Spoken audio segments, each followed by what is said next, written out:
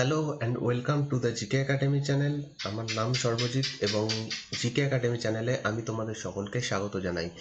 Modern হিস্ট্রির উপরে আমরা একটা নতুন কোর্স শুরু করেছিলাম, নতুন একটা ক্লাস, একটা সিরিজ আমি তৈরি করছিলাম এবং এই সিরিজে আমি এর আগের দিন 1857 খ্রিস্টাব্দের মহাবিদ্রোহ সম্পর্কে আগে আমি শুরু করে দিয়েছি এই এই টপিকটা সম্পর্কে। তো মহাবিদ্রোহ অলরেডি আমি দুটো ভিডিও করে রেখেছি, সেগুলো তোমরা অবশ্যই দেখে নাও। আজকে এটা মহাবিদ্রোহের ওপর থার্ড ভিডিও এবং শেষ ভিডিও। এরপরে আমরা আবার একটা নতুন চ্যাপ্টারে চলে যাব।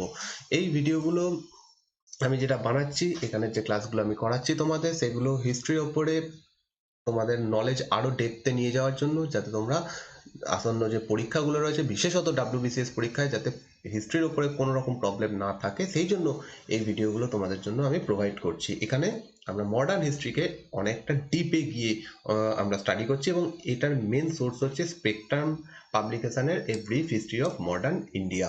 তো এই গ্রন্থটা খুব ইম্পর্টেন্ট, এই বইটা। এখান থেকে সবাই পরীক্ষার জন্য প্রস্তুতি নেয় এবং অনেকের অসুবিধে হয় এই বইটা পড়তে বা এতে কি লেখা রয়েছে সেটা বুঝতে। সেই জন্য আমি এটা সহজ করে বোঝানোর উদ্দেশ্যে এইটা করছি। তো তোমাদের আশা করছি এই ভিডিওগুলো ভালো লাগছে। তোমরা যারা অন্যান্য পরীক্ষা দিচ্ছ তারাও অবশ্যই দেখো, তোমাদেরও ভালো লাগবে এবং তোমরাও অনেক কিছু জানতে পারবে। অবশ্যই যারা WBPSC পরীক্ষা দিতে যাবে তাদের জন্য হিস্ট্রি একটা খুব ইম্পর্টেন্ট সাবজেক্ট, এখান থেকে প্রচুর পরীক্ষায় প্রশ্ন আসে। তো তোমরা অবশ্যই এই ভিডিওগুলো দেখো এবং তোমাদের ভালো লাগলে অবশ্যই আমাকে জানিও। তোমরা যারা ভিডিও দেখছো, যারা তোমাদের ভালো লাগছে যাদের, তারা অবশ্যই ভিডিওগুলোতে লাইক করে দিও। আর যদি তোমরা পারো তোমাদের বন্ধুদের মধ্যে এই ভিডিওগুলো শেয়ার করে দিও, যাতে এতে একটু ভিউ বাড়ে এবং তাতে আমার ভিডিও বানানোর যে উৎসাহ, ভিডিও বানাতেও খুব ভালো লাগে। অবশ্যই তোমরা করো, অবশ্যই তোমরা অনেক সাপোর্ট করো, অনেক তোমরা করো আমার জন্য। আরও মাঝে মাঝে আমি বলি, আশা করি তোমরা তোমরা খুব এগুলো করবে আশা করি। তো চলো, আজকে আমরা রিভোল্ট অফ 1857 1857 খ্রিস্টাব্দের মহাবিদ্রোহ সম্পর্কে যে শেষ অংশটুকু রয়েছে সেটা দেখে নেব। আর তোমরা যদি এই পিডিএফটা চাও তাহলে এখানে দেওয়া টেলিগ্রাম চ্যানেলে জয়েন হয়ে যাও, সেখানে তোমরা পেয়ে যাবে। আর যদি কোনো কোশ্চেন থাকে, টেলিগ্রাম গ্রুপ রয়েছে, সেই গ্রুপে গিয়ে আমাকে কোশ্চেন করতে পারো। আর তোমরা যদি ভিডিওর নোটিফিকেশন ইউটিউব থেকে না পাও, তাহলে টেলিগ্রাম চ্যানেল এবং ফেসবুক চ্যানেলের মধ্যে যে কোনো একটা অবশ্যই লাইক করে রেখো, ফলো করে রেখো, যাতে আমি এখানে ভিডিও দিলেই সঙ্গে সঙ্গে তার নোটিফিকেশন ওখানে দিয়ে দিই, লিঙ্ক ওখানে আমি পাঠিয়ে দিই। তো সেই জন্য অবশ্যই করে রেখো। তো চলো, অনেক কথা হলো, আজকের ক্লাস আমরা শুরু করি। আমাদের আজকের টপিক শুরু হচ্ছে মহাবিদ্রোহ কেন সফল হলো না, এটা কেন ফেল করলো। এর পিছনে মেন কি কারণ ছিল? কারণ আমরা দেখেছিলাম যে মহাবিদ্রোহ একটা ব্যাপক জায়গা জুড়ে একটা খুব বড় শক্তি রূপে এই সময় উঠে এসেছিল, কিন্তু দুর্ভাগ্যবশত এই মহাবিদ্রোহ ফেল্ড হয়ে যায়, এই মহাবিদ্রোহকে ইংরেজরা দমন করে দেয়। এর পিছনে বেশ কিছু কারণ রয়েছে, এই কারণগুলো ইম্পর্টেন্ট। এই কারণগুলো যারা WBCS মেন্স দিতে যায়, যারা দিচ্ছ এবং মেন্সে যাদের কাছে, যাদের হিস্ট্রি অপশনাল রয়েছে, তাদের জন্য অবশ্যই খুব ইম্পর্টেন্ট। আমি তোমাদেরকে কোনোদিনই বলবো না যে সব মুখস্থ করো, আমি তোমাদেরকে একটা গল্পের মতো, স্টোরির মতো করে বলার চেষ্টা করি, বোঝানোর চেষ্টা করি, যাতে তোমাদের কনসেপ্ট ক্লিয়ার হয়। এরম নয় যে তোমরা সবকিছু মুখস্থ করে নিলে আর পরীক্ষায় গিয়ে কিছুই মনে থাকলো না। তো সেই জন্য কনসেপ্ট বিল্ডিং একটা খুব ইম্পর্টেন্ট পার্ট, এবং আমি যে কটা সাবজেক্ট পড়াই সেই কটাতেই তোমাদের কনসেপ্ট বিল্ড করার চেষ্টা করি। তো চলো, সেইভাবেই আমরা আজকে শুরু করব। প্রথম কথা হচ্ছে, এই বিদ্রোহে সারা ভারত থেকে সকলে পার্টিসিপেট করেনি। All India participation was absent. এখানে সবাই সমবেতভাবে লড়াইতে অংশগ্রহণ করেনি। ভারতের পূর্ব প্রান্ত, দক্ষিণ প্রান্ত এবং পশ্চিম প্রান্ত, এই জায়গাগুলো পুরোপুরি এই বিদ্রোহ থেকে দূরে ছিল। এই সমস্ত জায়গায় বিদ্রোহের অতটা বেশি আঁচ পড়েনি। অন্যদিকে সেন্ট্রাল পার্টে এই বিদ্রোহটা খুব বেশি প্রচলিত হয়েছিল, বিশেষত যে গঙ্গা সমভূমি অঞ্চল, যেটা ভারতের উত্তরে গঙ্গা সমভূমি অঞ্চল, সেই জায়গায় যে রাজ্যগুলো রয়েছে, ইউপি, বিহার, এই সমস্ত জায়গা, হরিয়ানা, এই সমস্ত জায়গাতে প্রচন্ডভাবে এই বিদ্রোহটা সফল হয়েছিল বা ব্যাপকভাবে প্রসারিত হয়েছিল। কিন্তু এই সমস্ত জায়গাতে এটা প্রসারিত তেমনভাবে হয়নি। এর পিছনে কিছু কারণ রয়েছে। এমনি এমনি এরা এই বিদ্রোহ থেকে পিছিয়ে থাকেনি। এর কারণ হচ্ছে এই সমস্ত অঞ্চলে পূর্ব ভারতে, দক্ষিণ ভারতে বা পশ্চিম ভারতে এর অনেক আগে থেকে একাধিক বিদ্রোহ আমরা দেখে এসেছি। যেমন আমরা সন্ন্যাসী ফকির বিদ্রোহ দেখেছিলাম, বা এইরকম ধরনের যে বিদ্রোহগুলো, কোল বিদ্রোহ হোক বা এইরকম বিদ্রোহগুলো, সবকটাই ভারতের এই সমস্ত অংশ থেকে উঠে এসেছিল, বিশেষত পূর্ব প্রান্ত থেকে। আর যারা মানে এরা ব্রিটিশরা এই সমস্ত বিদ্রোহগুলোকে খুব বাজেভাবে শক্ত হাতে দমন করে, প্রচন্ড শক্তভাবে এটা দমন করে। ইভেন আমরা দেখেছি যে 1857 সালের বিদ্রোহ শুরুর আগে ব্যারাকপুর, এই সমস্ত জায়গাতে ব্যারাকপুরেও বিদ্রোহ হয়েছিল, কিন্তু সেটা বিচ্ছিন্ন ঘটনা ছিল, এরম নয় যে পুরো বাংলা থেকে ব্যাপকভাবে বিদ্রোহ হয়েছিল। এর কারণ হচ্ছে এর আগে ভারতে, এই সমস্ত জায়গা থেকে পূর্ব ভারত, দক্ষিণ ভারত এবং পশ্চিম ভারতে যে জায়গাগুলো রয়েছে, সেখানে যে যে যে বিদ্রোহগুলো উঠে এসেছিল, সেই বিদ্রোহগুলোকে ইংরেজরা খুব ব্রুটালি দমন করে, যার ফলে এইখানে এই নতুন একটা বিদ্রোহে এরা অংশগ্রহণ করতে চায়নি। সেকেন্ড, প্রথম দেখলাম যে অনেক জায়গাতে বিদ্রোহ হয়নি, অনেক জায়গার মানুষ বিদ্রোহে অংশগ্রহণ করেনি, আবার অনেক ক্লাস, মানে অনেক ক্লাস অফ পিপল এতে জয়েন করেনি, অনেক সম্প্রদায় এতে জয়েন করেনি। যেমন বড় বড় যারা জমিদার ছিল, এই জমিদাররা যারা বড় বড় জমিদার ছিল, তারা ইংরেজদের পক্ষে ছিল, তারা ইংরেজদের তোষামদি করে এই জমিদারিটা করত। অতএব তাদের পক্ষে এই বিদ্রোহটা কোনো একটা মূল্যহীন বিদ্রোহ, এর ফলে তারা এই বিদ্রোহ থেকে দূরে ছিল, এরা এই বিদ্রোহে অংশগ্রহণ করেন।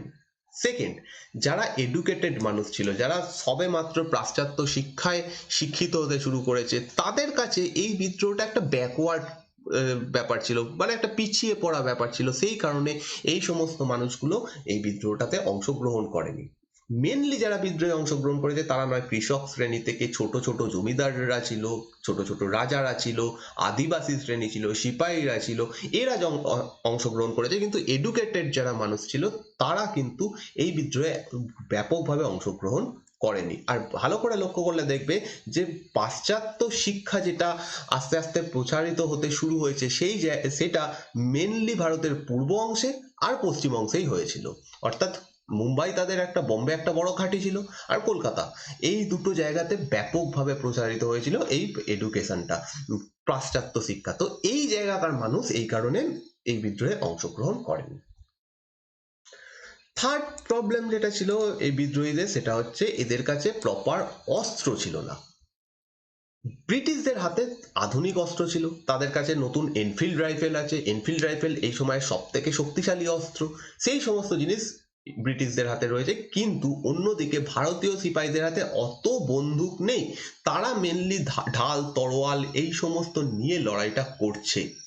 যে ট্র্যাডিশনাল ওয়েতে তারা লড়াই করতো, তাদের হাতে যে সমস্ত অস্ত্রগুলো রয়েছে সেই সমস্ত জিনিস নিয়ে তারা এই লড়াইটা করেছে। তাদের হাতে বন্দুক ছিল, কিন্তু বন্দুকের পরিমাণ অনেক কম ছিল, ব্রিটিশদের মতো অত বেশি ছিল না। তার ফলে ব্রিটিশরা সহজেই এই বিদ্রোহটাকে দমন করতে পেরেছিল। আর একটা ব্যাপার, এতদিনে ইলেকট্রিক টেলিগ্রাফ এর সূত্রপাত হয়ে গেছে, অতএব কোথাও থেকে বিদ্রোহ হলে সেই খবর দ্রুত ইংরেজরা পেয়ে যেত।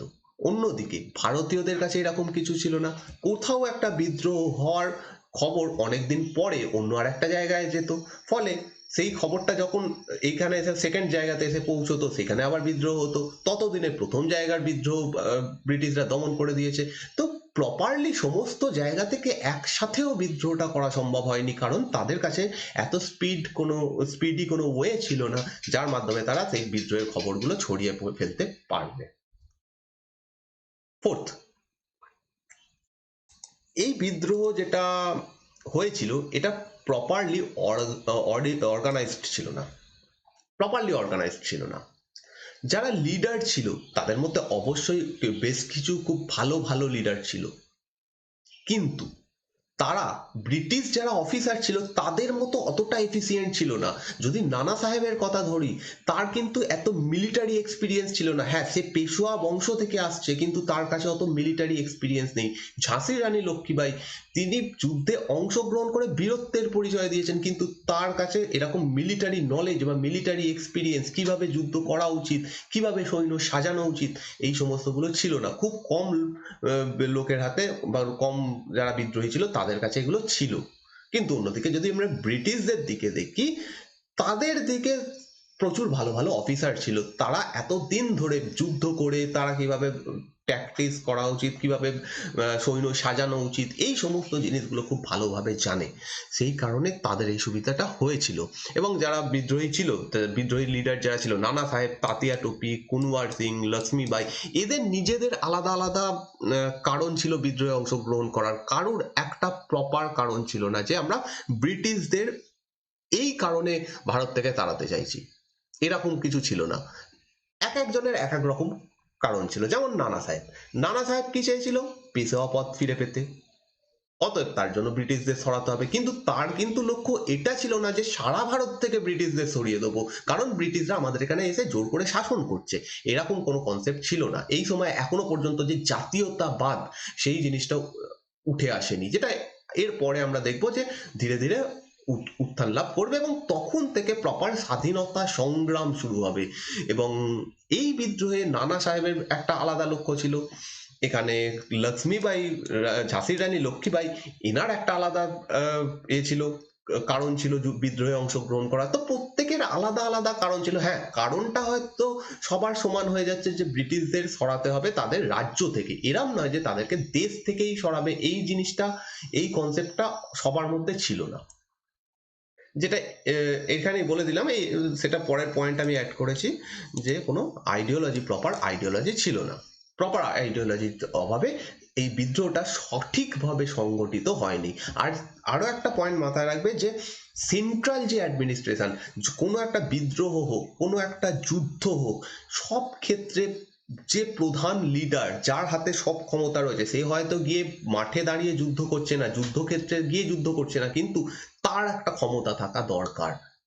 হ্যাঁ, এবার আমাদের এই বিদ্রোহে যিনি মেন লিডার ছিলেন, যিনি প্রধান, তিনি অতটা বেশি শক্তিশালী ছিলেন না। তার নাম হচ্ছে বাহাদুর শাহ। তিনি দুর্বল একজন ব্যক্তি ছিলেন, বা তিনি বৃদ্ধ হয়ে গেছিলেন। দুর্বলের থেকে বড় কথা, তিনি একজন বৃদ্ধ ব্যক্তি ছিলেন। তার পক্ষে এই বিদ্রোহটায় প্রপার নেতৃত্ব দেওয়া সম্ভব হয়নি, এটাও একটা বড় কারণ এই বিদ্রোহটা সঠিকভাবে সংগঠিত হতে পারেনি। তো এই সমস্ত কারণগুলোর জন্য ব্রিটিশরা সহজে এই বিদ্রোহটা দমন করে দেয়, এবং ফাইনালি একটা সময় আসে যে ব্রিটিশরা এই বিদ্রোহটা পুরো দমন করে দেয়, এবং বিদ্রোহীদের যথেষ্ট খুবই কঠিন কঠিন শাস্তি দেওয়া হয়। নেক্সট, এই বিদ্রোহটা কি ধরনের বিদ্রোহ? প্রথম দিনেই বলেছিলাম যে একাধিক ঐতিহাসিক বা একাধিক বিশিষ্ট জনেরা এই বিদ্রোহটাকে একাধিক নামকরণ করেছেন, বা একাধিক এর পিছনে কারণ দেখিয়েছেন। তাদের কি বক্তব্য ছিল? কেন কেউ বলছেন এটা সিপাহী বিদ্রোহ শুধুমাত্র, কেউ বলছেন এটা ভারতের প্রথম স্বাধীনতা সংগ্রাম, এদের যুক্তি কি? কিছু কিছু যারা ঐতিহাসিক, তারা এটা বলছেন এটা সিপাহী মিউটিনি ছিল, অর্থাৎ এটা সিপাহী বিদ্রোহ ছিল। এবং এই জিনিসটা যারা বলছে তারা সকলেই প্রায় ব্রিটিশ হিস্টোরিয়ান, ব্রিটিশ নাগরিক ছিল তারা। এবং স্বাভাবিক ঘটনা, ব্রিটিশরা নিশ্চয়ই এটা বলবে না যে এটা একটা বড় সড়ো বিদ্রোহ ছিল, এটা সারা দেশব্যাপী হয়েছিল, এটা একটা মহা বিদ্রোহ ছিল, এরকম কথা তারা বলবে না, তাদের স্বার্থের এটা আসছে না। তো সেই কারণে ব্রিটিশ যারা ঐতিহাসিক ছিল তারা বলছে এটা সিপাহী বিদ্রোহ। যেমন তাদের মধ্যে একজন বিখ্যাত নাম হচ্ছে স্যার জন সিলে। জন সিলে বলছে যে এটা কিছু সেলফিশ সিপাহী ছিল, যারা ব্রিটিশ আর্মিতে কাজ করতো, তাদের মধ্যে কিছু লোভী সিপাহী ছিল। খুবই বাজে ভাষায় এটাকে বলছে। কোনো মানে অবশ্যই তাদের একটা কারণ রয়েছে, কিন্তু তা এইরকম ব্যক্তিদের ঐতিহাসিক বলা যায় না, কারণ ঐতিহাসিক যিনি হবেন তিনি প্রপারলি একটা ভিউ রাখবেন, যে ভিউটা কারুর পক্ষপাতিত্ব করবে না। কিন্তু জন সিলে যে বক্তব্যটা দিচ্ছেন সেটাই বলা হচ্ছে যে সিপাহীরা সেলফিশ ছিল, তাদের কোনো প্রপার রুলার ছিল না, এবং এটার কোনো সাপোর্টও ছিল না, যেটা আক্ষরিক অর্থে পুরোপুরি ভুল কথা। এই জিনিসটাকে আমরা সঠিক মানতে পারি না। এর কারণ, প্রথম কথা, এটা সিপাহী বিদ্রোহ শুধু ছিল না। শুধু কি এখানে সিপাহীরা অংশগ্রহণ করেছিল? নয়, অন্যান্য রাজারা, ছোট ছোট রাজারা, ছোট ছোট জমিদাররা, কৃষকরা, সকলে এখানে অংশগ্রহণ করেছিল। অতএব এটা তো প্রথম কথা সিপাহী বিদ্রোহ বলা সম্ভবই নয়, বা এই বিদ্রোহটাকে আমরা কোনোদিনই সিপাহী বিদ্রোহ বলবো না। সেকেন্ড ব্যাপার, সেলফিশ সিপাহী মিউটিনি, এই জিনিসটা আমরা মানতে পারবো না, ভারতীয় হিসাবে হোক বা অন্য একজন যদি পক্ষপাতিত্বহীন হিসাবে এটা আলোচনা করে, পর্যালোচনা করে, তাহলে সেলফিশ বলা যাবে না। অবশ্যই একটা সেকেন্ডের জন্য আমরা মেনে নিচ্ছি এটা সিপাহী বিদ্রোহ ছিল, কিন্তু সিপাহীরা সেলফিশ ছিল না। সিপাহীদের উপর সত্যিই এখানে অত্যাচার করা হতো, সিপাহীদেরকে সঠিক মাইনে দেওয়া হতো না, তাদেরকে প্রপার পদ দেওয়া হতো না, তাদের সঙ্গে দুর্ব্যবহার করা হতো। তো এইরকম যদি কোনো দেশের সৈন্যবাহিনীতে হয়, সেটা ব্রিটিশদের সঙ্গে হলেও ব্রিটিশদের নিজের লোকেরাও বিদ্রোহ করবেই, সেখানে ভারতীয়রা কেন বিদ্রোহ করবে না? অতএব এখানে সেলফিশ সিপাহী মিউটিনি এটা বলা একদমই সম্ভব নয়। আর জন সিলের এই বক্তব্যকে আমরা সমর্থন জানাচ্ছি না। সেকেন্ড, কিছু ভারতীয় যারা ঐতিহাসিক ছিল তারা কি বলছে, যেমন ডক্টর কে দত্তা।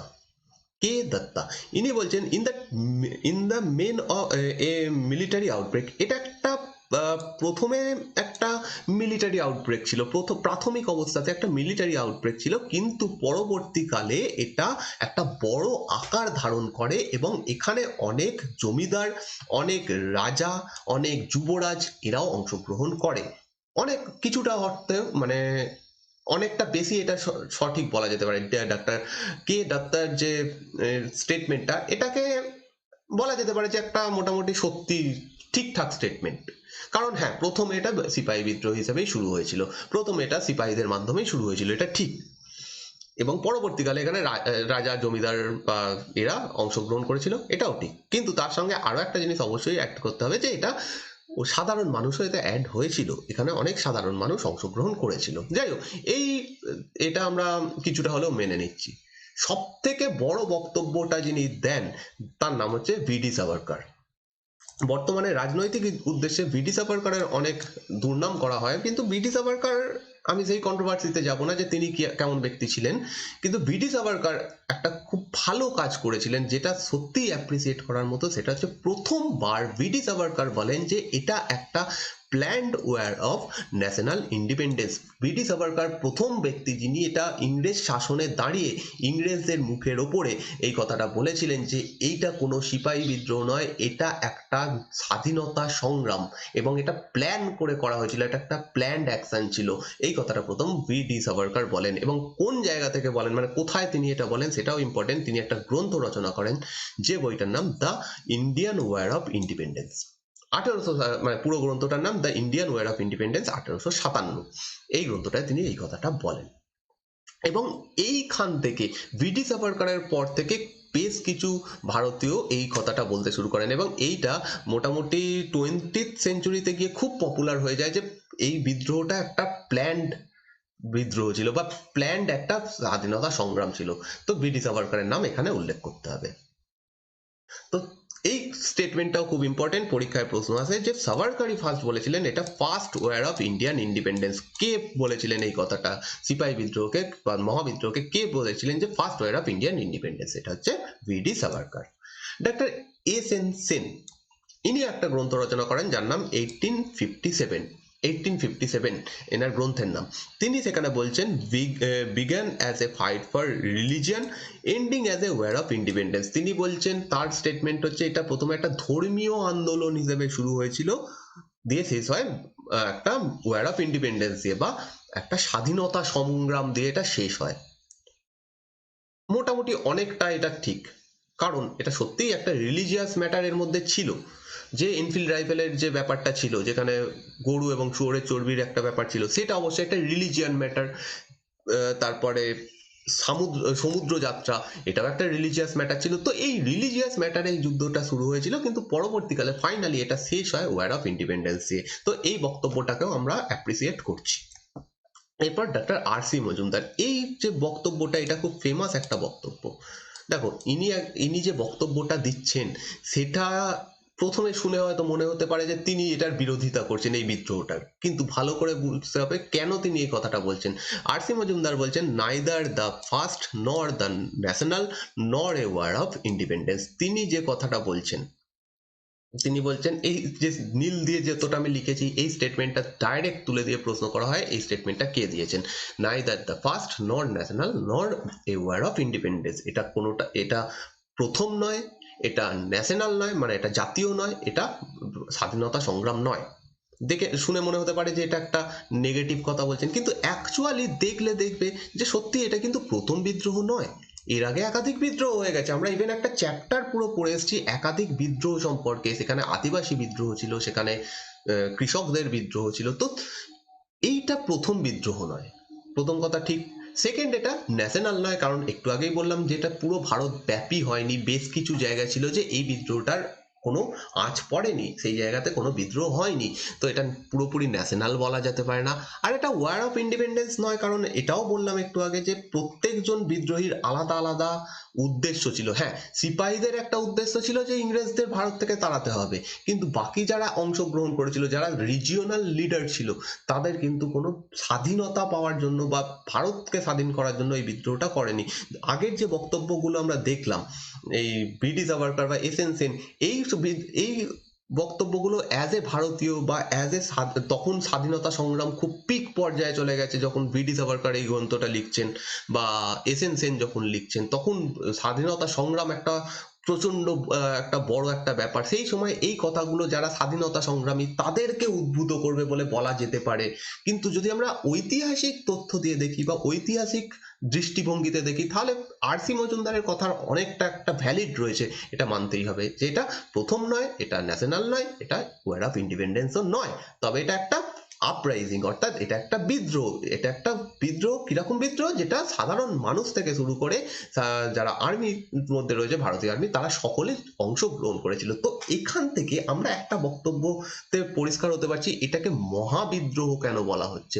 এই বিদ্রোহটা সাধারণ ছোটখাটো যে বিদ্রোহগুলো ছিল, আমরা কোল বিদ্রোহ বা অন্যান্য সাঁওতাল বিদ্রোহ যেগুলো দেখেছি, সেইগুলোর থেকে বড় বিদ্রোহ ছিল এটা। আবার এটা পরবর্তীকালে যে স্বাধীনতা সংগ্রাম আন্দোলন হবে তার মতো বড় নয়, কিন্তু মাঝামাঝি একটা জিনিস, এবং এটা থেকে প্রথমবার স্বাধীনতা সংগ্রাম এই জিনিসটা শুরু হচ্ছে, এরকম একটা কনসেপ্ট আস্তে আস্তে শুরু হচ্ছে। তো এই জিনিসটাকে বলা যেতে পারে মহাবিদ্রোহ। তো মহাবিদ্রোহ টার্মটা দেওয়া এই বিদ্রোহটার জন্য সঠিক হবে। কিছু মার্কসিস্ট হিস্টোরিয়ান রয়েছে যারা মার্ক্সবাদী বলা হয়, এরা বলছেন যে the struggle of the soldier peasants against foreign feudal বা বন্ডেজ। এরা বলতে চাইছে যে এই বিদ্রোহটা সৈনিকদের এবং যারা কৃষক ছিল, সাধারণ কৃষক, তাদের একটা বিদ্রোহ। কাদের বিরুদ্ধে? ব্রিটিশ শাসনের বিরুদ্ধে, ফরেন শাসনের বিরুদ্ধে, এবং যারা রুলার ছিল, ফডাল বলতে হচ্ছে যারা বলা যেতে পারে রাজা, রাজত্ব করতো, তাদের বিরুদ্ধে। কিন্তু এই কথাটা সঠিক নয়, পুরোপুরিভাবে বলা যেতে পারে এটা সঠিক নয়। কারণ পুরোপুরি বলা নয়, মানে অনেকটা ক্ষেত্রেই বলা যেতে পারে এটা সঠিক নয়। কারণ লিডার যারা ছিল এই বিদ্রোহের, তোমরা যদি দেখো তাহলে দেখবে যে প্রত্যেকেই কিন্তু আসছে কোনো না কোনো জমিদার শ্রেণী থেকে। তো এটা এইভাবে বলা যাবে না যে এই বিদ্রোহটা শ্রমিক এবং কৃষকরা মিলিতভাবে এই ফরেনারদের বিরুদ্ধে করেছিল, প্লাস যারা লোকাল শাসক ছিল তাদের বিরুদ্ধে করেছিল। এই কথাটা একদমই ভুল কথা। ফরেনারদের বিরুদ্ধে করেছিল এটা ঠিক কথা, কিন্তু লোকাল যারা জমিদার বা লোকাল যারা শাসক ছিল তাদের বিরুদ্ধে এটা কোনোদিনই নয়। কারণ লোকাল লিডার অধিকাংশই ছিল। কুনওয়ার সিং জমিদার ছিল, নানা সাহেব লোকাল লিডার ছিল, রানী লক্ষ্মীবাই লোকাল লিডার ছিল, মানে জমিদার ছিল। তো এদের বিরুদ্ধে কোথায় বিদ্রোহ? এরাই তো বিদ্রোহ করছে। তো এই বক্তব্যটাকে অনেকাংশেই বলা যেতে পারে যে ভুল বক্তব্য। এবার হচ্ছে মহাবিদ্রোহের ফল কি হয়েছিল। মহাবিদ্রোহ কি আদৌ সফল? মহাবিদ্রোহের ফল ভারতে কি পড়েছিল? একটা দিক থেকে দেখতে গেলে মহাবিদ্রোহ সফল ছিল। মহাবিদ্রোহ বা বিদ্রোহীদের মেন উদ্দেশ্য কি ছিল? ব্রিটিশ শাসনকে ভারত থেকে সরিয়ে দেওয়া। সেটা আংশিকভাবে সফল হয়।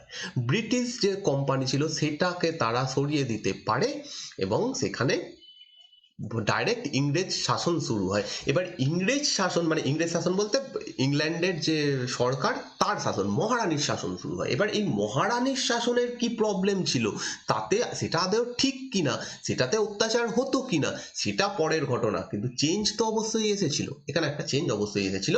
তো মহাবিদ্রোহকে আমরা আংশিকভাবে সফল বলতে পারি, বা মহাবিদ্রোহকে একটা ওয়ান টাইপ অফ বলা যেতে পারে একটা সফল বিদ্রোহ ছিল। 1857 খ্রিস্টাব্দের মহাবিদ্রোহ একটা ভারতের রাজনীতির জন্য টার্নিং পয়েন্ট। এইখান থেকে অনেক কিছু চেঞ্জ হয়ে যায়, এবং আমরা আস্তে আস্তে ভারতের স্বাধীনতা সংগ্রামের মধ্যে ঢুকতে শুরু করে দিয়েছি। এই বিদ্রোহের ফলে অ্যাডমিনিস্ট্রেশনের পুরোপুরি চেঞ্জ হয়ে গেছিল, শাসন ব্যবস্থা পুরোপুরিভাবে চেঞ্জ হয়ে গেছিল। কারণ এই বিদ্রোহটা যখন পুরোপুরি দমন হয়নি, এই বিদ্রোহটা অ্যাকচুয়ালি শেষ পর্যন্ত দমন হয় 1859 খ্রিস্টাব্দে। তার আগেই 1858 খ্রিস্টাব্দের 2রা আগস্ট ব্রিটিশ পার্লামেন্ট নতুন একটা আইন পাস করে, যে আইনটার নাম অ্যাক্ট অফ বেটার গভর্নমেন্ট। এই আইনগুলো সম্পর্কে আমি পরের দিনের ভিডিওতে, পরের দিনের ক্লাসে তোমাদেরকে এই আইনগুলো সম্পর্কে ডিটেলসে পড়াবো। সেই ক্লাসটা অ্যাটেন্ড করো, তোমরা এই আইনগুলো সমস্ত কিছু বুঝে যাবে। আজকে এটা আমি মানে ডিটেলসে বলছি না যে এই অ্যাক্ট অফ বেটার গভর্নমেন্ট কি ছিল।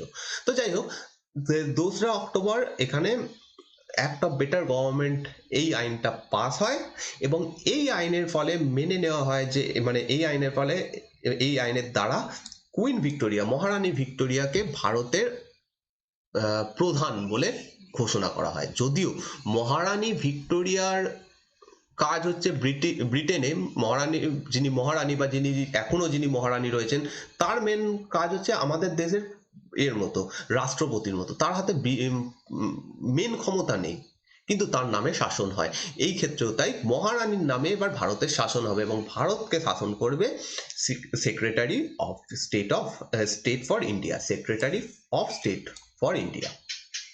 আর এরা এই secretary of state for India যারা এখানে যারা থাকবেন, তারা ব্রিটিশ ক্যাবিনেটের মেম্বার, অর্থাৎ ব্রিটিশ যে পার্লামেন্ট তাদের মেম্বার। এবার এরা ডাইরেক্টলি ভারত শাসন করবে, আর কোনো কোম্পানির হাতে শাসন দেওয়া হচ্ছে না। তো অ্যাক্ট অফ বেটার গভর্নমেন্ট 2রা আগস্ট 1854 খ্রিস্টাব্দে স্বাক্ষরিত হয়, বা এটা পাস হয়। তো এই আইনের মাধ্যমে যেটা হয়, ভারতের শাসন ডাইরেক্টলি ব্রিটিশ ক্রাউনের কাছে চলে যায়। ক্রাউন মানে হচ্ছে মুকুট, ব্রিটিশ রানীর আন্ডারে চলে যায়, এবং কোম্পানি শাসন এখান থেকে অ্যাবলিশড হয়ে যায়। এরপরে 1 নভেম্বর 1858 খ্রিস্টাব্দে একটা অনুষ্ঠান সংগঠিত হয়, যেটাকে বলা হয় দিল্লি দরবার। ওকে, অ্যাকচুয়ালি এটা হয়েছিল হচ্ছে এলাহাবাদে, এবং এই সভাটা আহ্বান করেছিলেন যিনি, তখন তিনি আমাদের দেশের ভাইসরয়, মানে গভর্নর জেনারেল। পরে তিনি ভাইসরয় হয়ে যাবেন, বা বলা যেতে পারে এখন ভাইসরয় হয়ে গেছেন, কারণ act of better government pass হয়ে গেছে। Okay, act of better government pass হওয়ার সাথে সাথেই গভর্নর জেনারেল হয়ে গেছেন ভাইসরয়, তো বলা যেতে পারে ভাইসরয়। তাহলে লর্ড ক্যানিং এই সময় যিনি ভাইসরয়, তিনি এই দরবারটা আহ্বান করেন 1 নভেম্বর 1858 খ্রিস্টাব্দে। এবং এখানে যেটা পাস হয়, এখানে একটা জিনিস পাস হয় যেটাকে বলা হয় কুইন্স প্রোক্লেমেশন, অর্থাৎ মহারানীর ঘোষণা। মহারানীর ঘোষণার মাধ্যমে অফিসিয়ালি ভারত শাসনের ভার মহারানী গ্রহণ করেন, এবং এখান থেকে গভর্নর জেনারেলের নাম হয়ে যায় ভাইসরয়।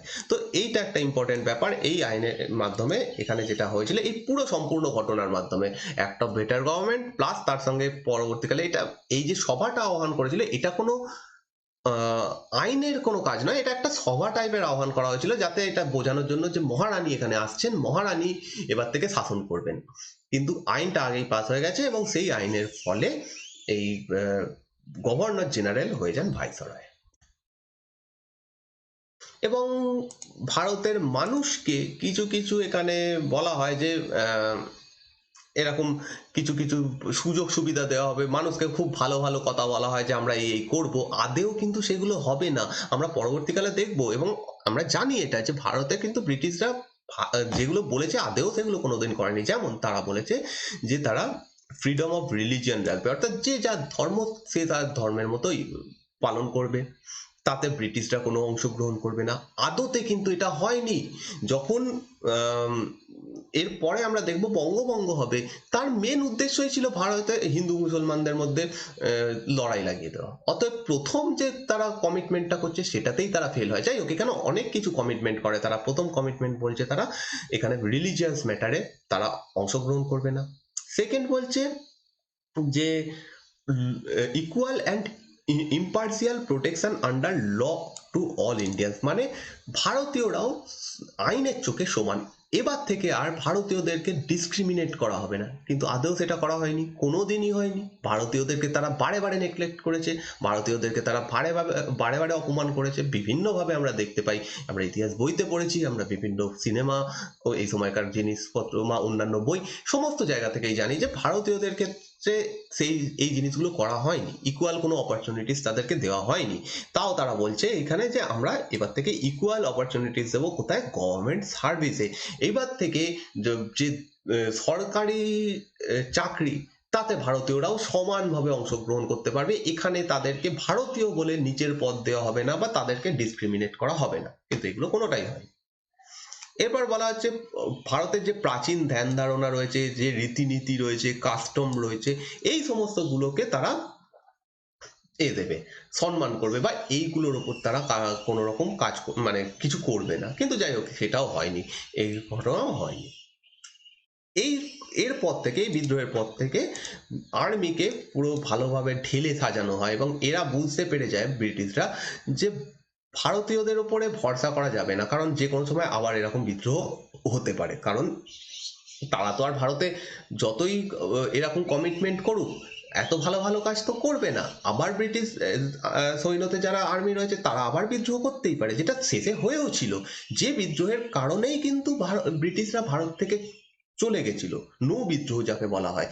তারা তখন ফাইনাল যখন ওই সময় আমরা পড়বো, তখন দেখবো যে নৌ বিদ্রোহ এমন একটা বিদ্রোহ ছিল, ওই বিদ্রোহের ফলে বুঝে গেছিল যে ব্রিটিশরা যে ভারতীয়রা যদি এরকম আবার একটা 1857-এর মতো বিদ্রোহ করে, আমাদেরকে এবার আর এখানে থাকা সম্ভব হবে না। তো তখন তারা চলে গেছিল। যাই হোক, সেটা অনেক পরের ঘটনা। এখানে ব্রিটিশরা ভারতীয়দের আর অত ভরসা করতে পারছিল না। তারা কি করে, ব্রিটিশ আর্মিতে ভারতীয়দের সংখ্যা কমিয়ে ইউরোপিয়ান যারা সৈন্য তাদের সংখ্যা বাড়াতে শুরু করে, তাদের বেশি করে নিয়োগ করতে শুরু করে, যাতে ভারতীয়রা যদি আবার বিদ্রোহ করে তাহলে সহজে সেটাকে দমন করা যায়। কারণ এই বিদ্রোহটা দমন করতে ব্রিটিশদের যথেষ্ট বেগ পেতে হয়েছিল। এবং এইখান থেকে ব্রিটিশদের প্রপার যে নীতি ভারতে ছিল, ডিভাইড অ্যান্ড রুল, এটা শুরু হয়ে যাচ্ছে। ডিভাইড অ্যান্ড রুল এবার থেকে শুরু করে দিচ্ছে তারা। এই নীতির মাধ্যমে তারা 200 বছর ধরে, পরবর্তী 200 বছর ধরে তারা শাসন করবে। তো ডিভাইড অ্যান্ড রুল এখান থেকে শুরু হচ্ছে। কিভাবে শুরু হচ্ছে, তার ইনিশিয়াল যেটা হচ্ছে সেটা আমরা সৈন্যবাহিনীতেই দেখতে পাচ্ছি। এই সময় কিছু কিছু অঞ্চলের যারা ভারতীয়, তাদেরকে সৈন্যবাহিনীতে বিশেষ ক্ষমতা দেওয়া হচ্ছে বা তাদেরকে অংশগ্রহণ করতে দেওয়া হচ্ছে, কিন্তু বাকিদেরকে দেওয়া হচ্ছে না। কাদেরকে দেওয়া হচ্ছে, যারা এই বিদ্রোহটা দমন করতে সাহায্য করেছিল, অর্থাৎ পাঞ্জাবের আর্মি, পাঞ্জাব থেকে মানুষ ব্রিটিশ আর্মিতে ছিল, তারা বিদ্রোহটা দমন করেছিল। নেপালের আর্মি, নর্থ ওয়েস্টার্ন ফ্রন্টিয়ারের যারা মানুষ রয়েছেন, তারা নর্থ ওয়েস্টার্ন বলতে যারা, সরি ফোন এসে গেছিল, নর্থ ওয়েস্টার্ন ফ্রন্টিয়ার বলতে ভারতের উত্তর পশ্চিম অংশের যারা ছিল, তাদেরকে এখানে সৈন্যবাহিনীতে বেশি সুবিধা দেওয়া হয়। তো ফাইনালি এইটা একটা লিস্ট আমি বলেছি, এটা যদিও আগে আমি বলে দিয়েছি, তোমরা একবার দেখে নিতে পারো যে কোন জায়গায় কারা লিডারশিপ দিয়েছিল, মানে কারা কারা এই বিদ্রোহটা নেতৃত্ব দিয়েছিল। এটা আমি আগের দিনই বলেছি, এবং কে কে বিদ্রোহটা দমন করেছিল একটা লিস্ট আকারে এখানে জাস্ট অ্যাড করেছি তোমাদের সুবিধার জন্য, তোমরা এটা দেখে নিতে পারো। ওকে, তো চলো, এই ভিডিওটা আজকে এই অবধি থাকছে। যদি তোমাদের ভালো লাগে অবশ্যই লাইক করো। পরের দিনের যে ক্লাসটা শুরু হবে তাতে নতুন চ্যাপ্টার আমরা শুরু করব। এই ভিডিওটা এই অবধি। Thank you for watching this video.